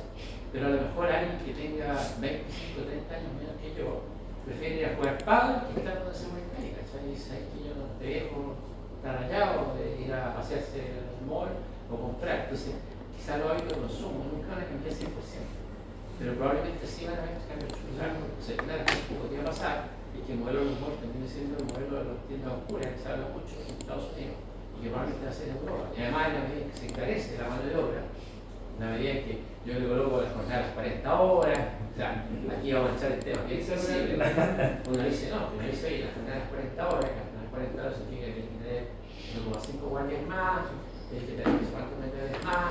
Eso lo único que te gatilla es que entra la tecnología y te queda más santidad. Porque el empresario está en el proyecto y dice, oye, ¿para qué voy a tener una vivienda abierta? O sea, antes tenía 8 guardias, ahora tengo que tener 5 guardias, con todos los problemas implicados y todo lo que se me genera. Y además tengo que tener más lumas, al final, de que sí, para que le está aplicando un poco a eso. ¿La tienda oscura? Claro, por el portal nuevo que tienen, que para darle ya sabe cómo se la mejor. Claro. Bueno, yo creo que eso va a pasar. Yo creo que va a pasar. No significa que vaya a desaparecer los polas, pero yo creo que va a pasar. Pero probablemente se van a reducir a más pequeñas. Exacto. Bueno. Les voy a recordar solamente esto porque vamos a usar ahora cómo se construye el flujo caja en proyecto puro. ¿Ya? Yo meto los ingresos, afecto impuestos, meto los ingresos, ¿cierto? Afecto impuestos, meto los gastos no desembolsables, que son las depreciaciones. Ahí construye la utilidad de impuestos, el resto del impuesto, es un recordatorio nomás, para que ustedes vayan desempolvando sus conocimientos. Ahí me sale la utilidad después de impuestos, y la utilidad de impuestos menos el impuesto, le sumo la depreciación. Eso los ajustes por gasto no desembolsable, le resto, ¿no es cierto?, las inversiones, porque la inversión es un capital, ¿ya? Y le puedo sumar algunos beneficios de impuestos que sale del flujo de caja. ¿Ya? Ahora, cuando tengo deuda, cuando le meto financiamiento, el flujo cambia. ¿Por qué? Porque cuando le puse financiamiento, tengo los ingresos, lo mismo, los egresos, y tengo una partida que aparece aquí y no la tenía, ¿ya? Que es la partida de intereses. Y yo puedo cargar los intereses como caja. Ustedes se fijan, cuando esto es cero, me quedo un flujo de caja sin financiamiento. Si los gastos no se empezaron la decisión, así lo tienen igual. Entonces tengo que llegar el impuesto, lo que llegar con el impuesto, pero me tienes que hacer intereses. ¿Ya? Y aquí me sale el tema de las depreciaciones, que sumé esto lo resté, aquí lo sumo.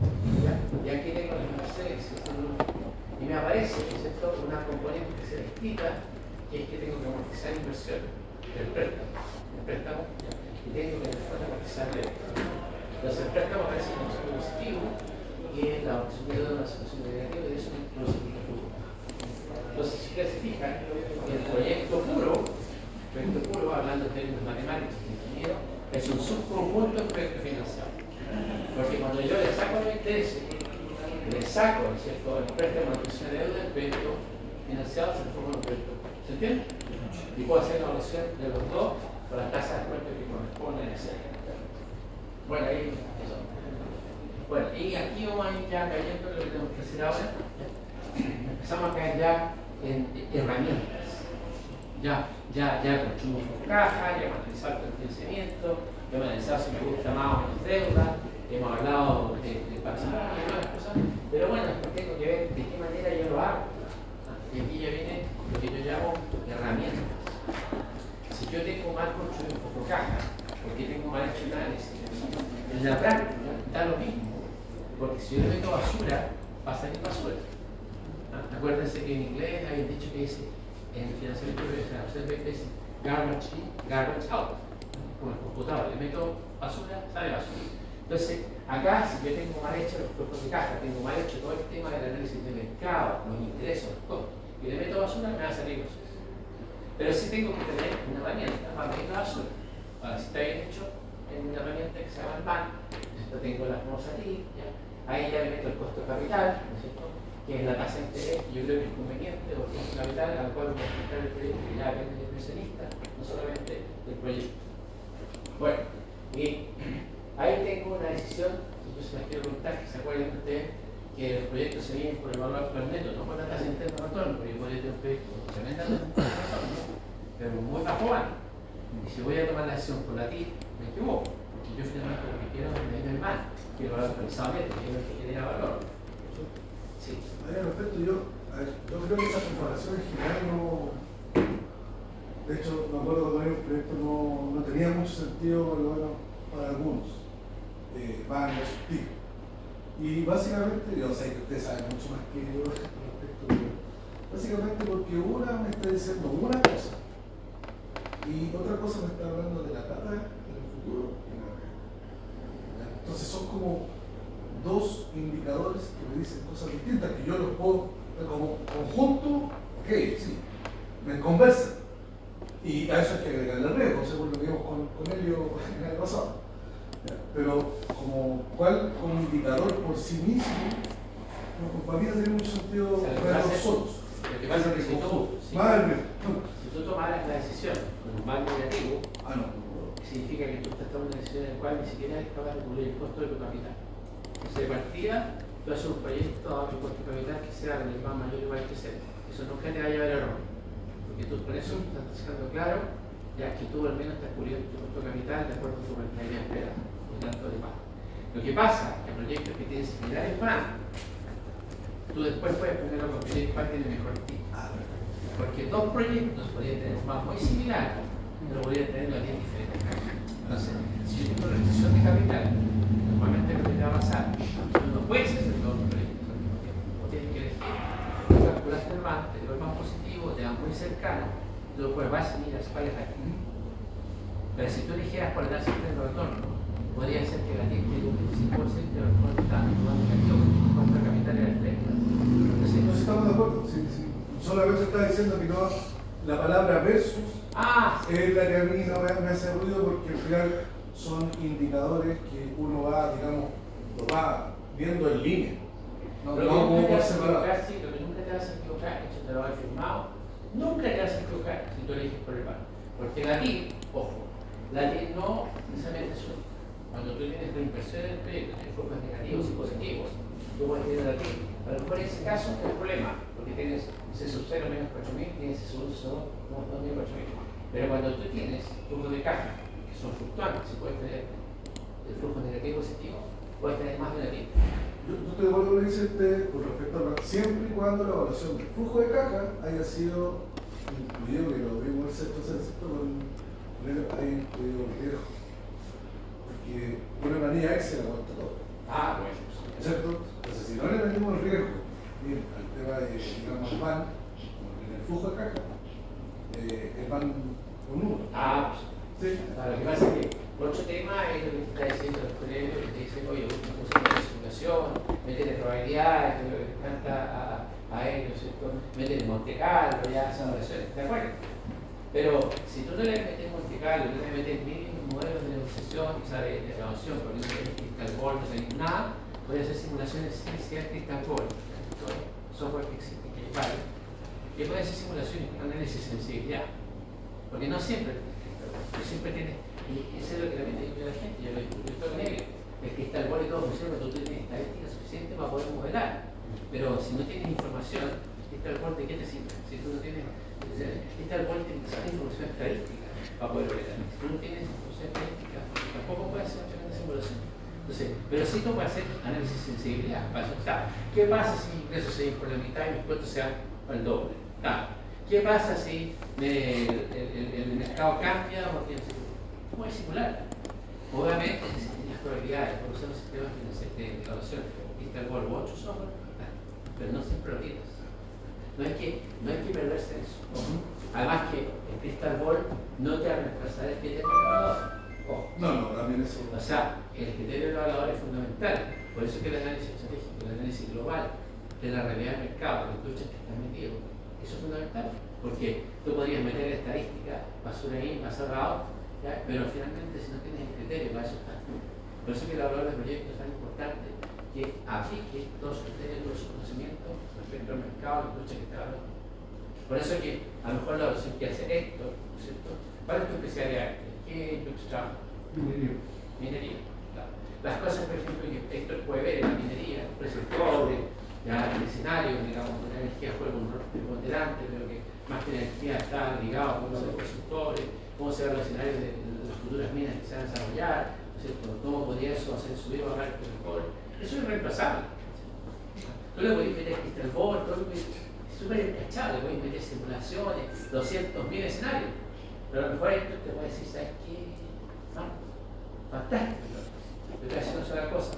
Se están construyendo 7 proyectos más en Chile y Perú, que son 4.000 millones de dólares. Y se va a generar toda esta cantidad de cobre, y además, desde que hay un fenómeno tal, que el cobre esté sustituido con no sé qué cosa, entonces, es lo fundamental, la ley de cobre a 4, 5, 4 no son. Van a ser 3 o 3. Con eso a largo plazo tienes que hablar. ¿Por qué? Porque a lo mejor es de acuerdo al conocimiento. Por ejemplo, a mí me pasa, yo trabajé muchos años en el Ministerio de Hidrocarburos, en el natural y todo. Y yo hice una asesoría recién al Grupo Carosi. Todavía no lo he. Entonces me contrató por el gerente corporativo de Carosi, de abastecimiento, y un gerente de operación. Entonces tuve que hacer un informe y todo. Estaban visitando y todo. Entonces, a él creo que le interesaba. Los números están en internet en todos lados. ¿Cuál era mi visión respecto al tema? Y yo le dije, mira, mi visión es que el precio de gas, eso no va a pasar tal cosa. Dependiente de lo que digan los modelos, y va a pasar tal cosa. Porque por esto, por todo, por todo. ¿Por qué? Porque la guerra de Ucrania, algo que está pasando hoy día, las compañías que echan gas natural licuado a Chile, les conviene sacar ese gas para afuera. Los que tienen posibilidad de colocarlo, porque aquí en Chile pueden colocarlo de 9 a 8, los que echan, en el mercado internacional que se soporta 17, 20, 24, hasta 80. El tipo está incluso capaz de pagar la multa y saca el Eso es porque el modelo te lo vamos a echar, el modelo te lo vamos a echar, el precio va a seguir ahí. Pero ¿qué es lo que pasa? Que si el tipo tiene un costo de oportunidad que puede pagar, o sea, alguien que está dispuesto a pagar el doble o el triple lo saca. Entonces, eso es lo que yo siempre discuto. Cuando la gente se mete mucho en el modelo, no estoy diciendo que esté malo, por lo musical, la simulación, todo. Pero si tú no interpretas los datos en el contexto de la lógica, y te vuelvo a decir de la estrategia, por lo menos, esa cuestión es basura. O hacer 1000 modelos, pero si los modelos no convergen a la realidad de la experiencia, no sé. Entonces, no hay que perderse en eso. Porque yo he visto en operación económica realmente que hacen 3000 simulaciones en Monte Carlo. La pregunta es, ¿está bien esa información? ¿Está bueno? Porque no te olvides que el modelo Monte Carlo y todo este modelo de simulación toman la historia, estadísticamente. Y la historia no se ve solo aquí. No se ve. ¿Ah? Sí, eso quiere decir que, por ejemplo, antes de aplicar cualquier simulación, tengo que tener un proyecto puro que de alguna manera sea rentable por sí solo, o sea, como cumplir con la deuda. Si yo quiero primero hacer los riesgos, los riesgos no me van a condicionar mi proyecto puro, o sí. A ver, lo que pasa es que tu proyecto puro se supone que esté bien tus números. Primero los tasa de descuento. Que por algo no me medís. Y los riesgos que Y tú vas a meter en la tasa de descuento los riesgos que tú ves en el negocio. Entonces se supone que los flujos de caja que tú vas a construir, que es parte de tu pega, porque el computador puede hacer lo que quiera, tú tienes que poner la racionalidad a su flujo de caja. Tú no vas a buscar la línea copy-paste, o sea, si lo hiciste lo puedes hacer. Pero la pregunta es, oye, ¿tiene lógica el copy-paste? O voy a poner una tasa de crecimiento del 3%, ¿tiene lógica en el mercado? Es fundamental. Por ejemplo, si estoy hablando de político, todo el mundo dice el litio, puede ser. La pregunta el otro día leí que hay un sustituto del litio que no sé cómo se llama, que puede ser una amenaza súper grande, no me acuerdo cómo se llama. Entonces, yo tengo que estar proyectando un proyecto del litio de 80 años. ¿Va a ser igual en el mercado? No sé. A lo mejor tenéis 10 años para tratar el litio. Y sacarle todo y echarle, no sé, 80, 40, 50 millones de dólares. Y si te demoráis mucho, te pasa lo que te pasó a Chile con el salitre sintético. Entonces ustedes saben, el salitre sintético en Chile la historia de acá. El salitre sintético se metió por los alemanes y destruyó la industria del salitre. Eso casi desaparecer, la mundializó. Hoy día está vendida por muchas razones. Entonces, ahí es donde yo te quiero decir, o sea, no hay receta. Ahí tiene que meterse el analista, ahí tiene que ser el análisis fundamental de las variables, de torno más. Esa es parte de la ciencia del buen evaluador. El buen evaluador, ponte tú, en el caso minero, un ejemplo que yo no soy experto minero, pero he visto minero. El buen evaluador mira la ley del cobre y dice si tiene sentido. Mira el mercado internacional y dice, mira, si en realidad los precios del cobre van a seguir a alza, ¿por qué? Porque mira, hay ofertas de 100, de 80 y de 150.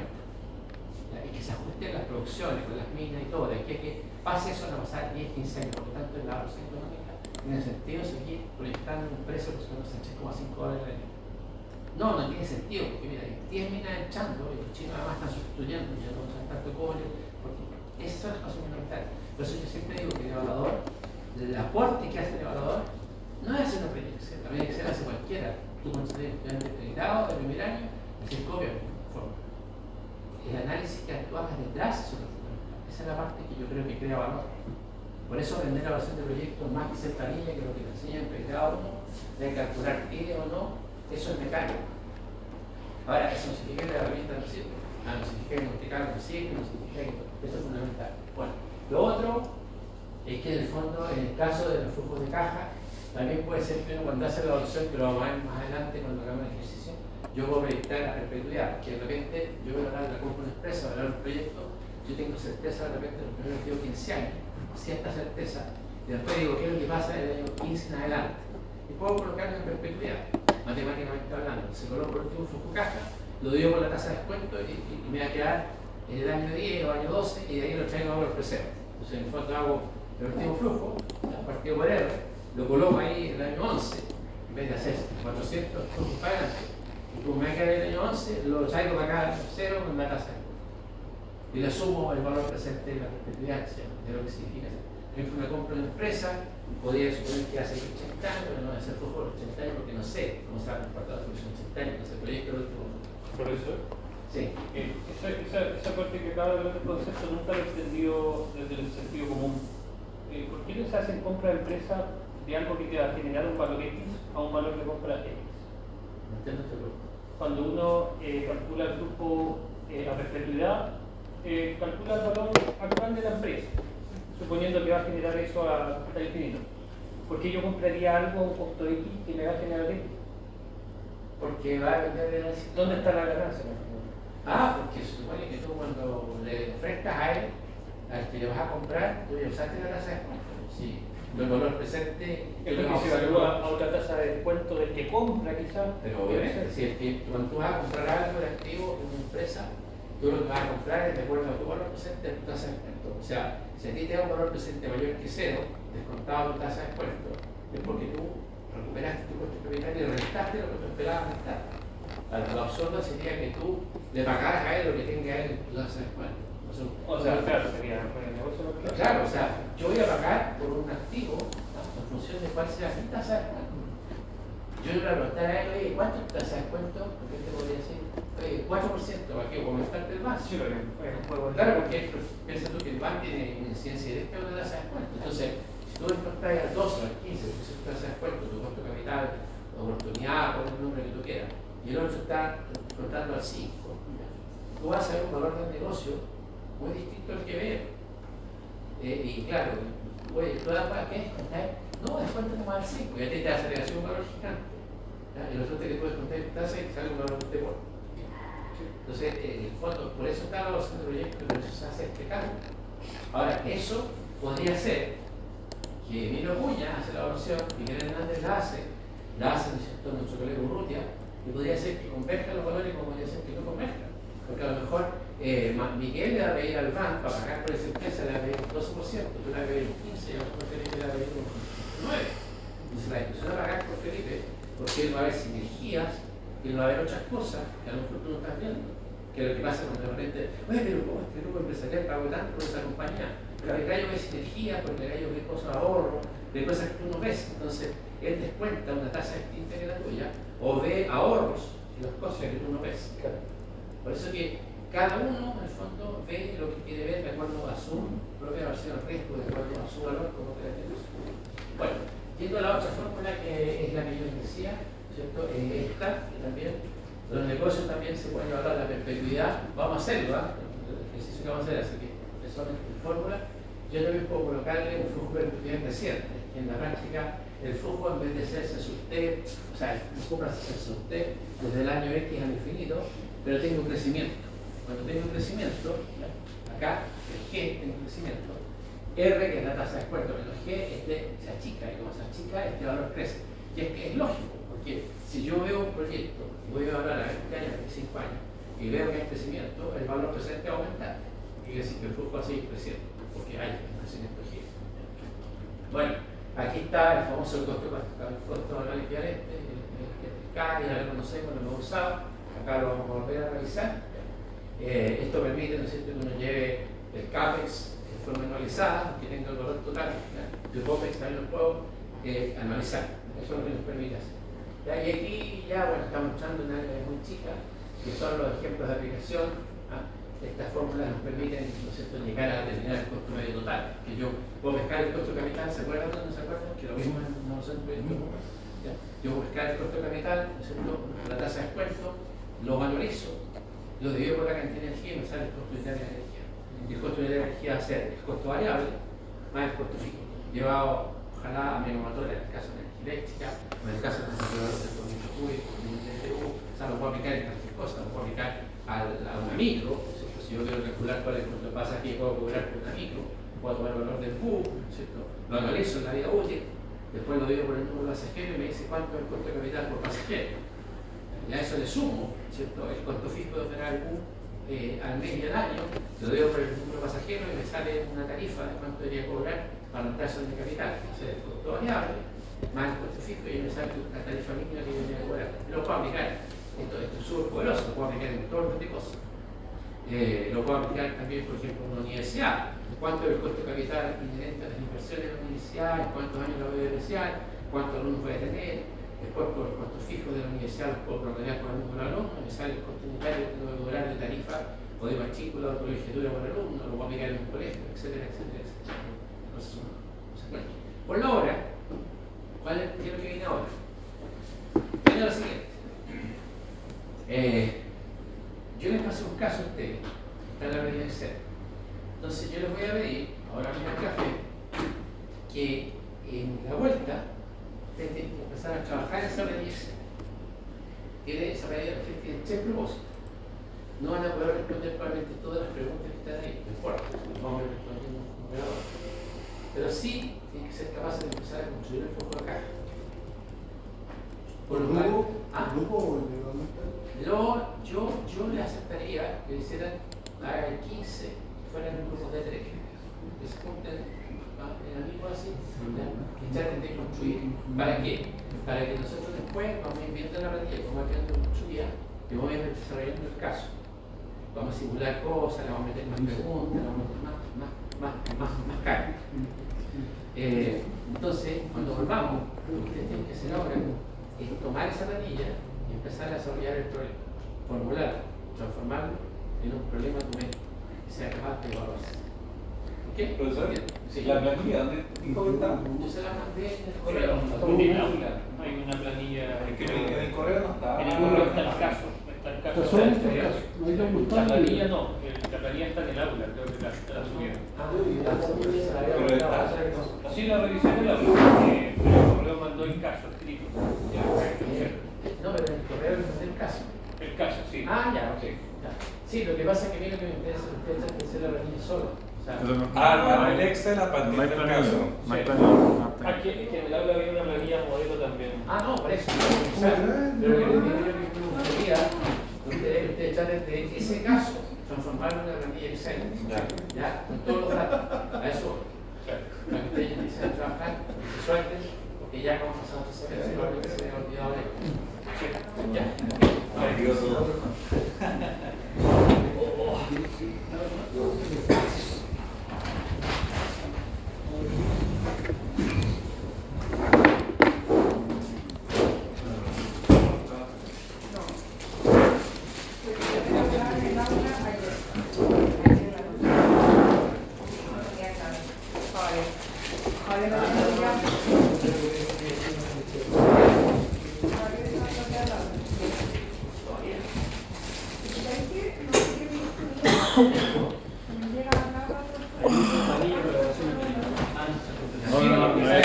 No, eso no es.